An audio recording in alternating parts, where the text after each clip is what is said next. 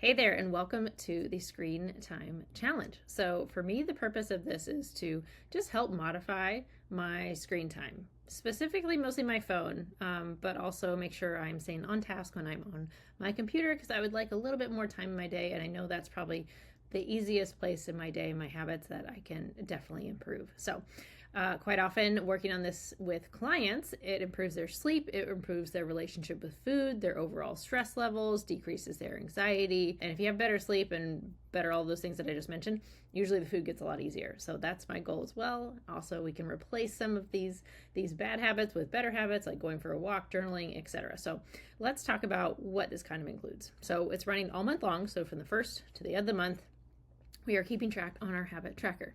So, and you can use this over and over again. So no matter what month we're doing this, or if you want to do it next month and the month after, just circle the month up here and we're going to personalize your habit tracker. So this is my model habit tracker here. And I'll be holding everybody accountable with weekly emails, the occasional text message if that's helpful, but I do want to keep it email based because I don't want to encourage us, obviously, with like a Facebook group to have more screen time while we're trying to diminish screen time. So feel free to be very interactive with those messages, email me back, text me back as well. Let me know how you're doing with this. If you want help personalizing this as well, feel free to reach out and we can work something out there. But this is the document that's going to hold us accountable. So if you print this out or make your own version, maybe you have a journal or something, you can make your own version of this. But these are the habits, the top habits that come to mind. And each week in those emails, I'll kind of touch on one of these in a little bit more detail or potentially some ones that aren't listed here. But number one, we want to record kind of how much time we're spending on our phones. Our phones will do this so you can see how much screen time you're having, but I more so want to keep it, and we're going to define our goal up here. So for me, it's 2 bouts of 10-minute pleasure scrolling. So yes, I have to be on my phone for work, but every time I am or using my phone for social media or those purposes, I'm going to set a timer here, and it's going to be for 10 minutes or less. So that's to keep me on track and focused. So even when I use it for work, I'm going to set myself a timer to check in 10 minutes and make sure I'm on task. But I want you to set your goal like that. So, someone might say like, ooh, only keeping it to an hour a day might be really tough. An hour is kind of hard to track. So for us, I want to keep the bouts short. Like if you're starting a new habit, like walking, right? I'm not going to tell people, initially to go for an hour walk, right? Let's have it very short and measurable. So I'm counting 2 to 3 bouts. So maybe that's on your breaks where you can scroll. And that's for 10 minutes or less because it's a very short, measurable amount of time. So think about that. Think about what would be a good goal for you. If the time-based one is hard for you to track, maybe there's a point in your day that you tend to scroll a lot, and we're just going to focus on that particular time of the day. This, for a lot of people, this is scrolling before bed, and that just turns into a long period of time and not something they want to do or continue as a habit. So maybe that is your primary goal. So again, just kind of listing some ones that are helpful, but you define what you want your goal to be for this screen time challenge. But please share that with me. I would love to know, and then we can obviously keep each other accountable as well. So it's on your phone. So maybe again, you only want to have like 20 minutes of scrolling time per day, whatever that is, in 2 bouts of 10 minutes. So put that up here and you can kind of keep track of it day to day. These are other habits that I think would be very, very helpful. So eating away from screens is 100% a great way to improve your nutrition, help prevent overeating, help with weight loss without really changing anything that's on our plate. So eating away from screens, no scrolling, no watching TV while we're eating. Eating doesn't take too long, so try to give yourself that break to pay attention to your meal, and then we can incorporate some screen time later, but not those two things together ideally. Powering down 1 to 2 hours before bed.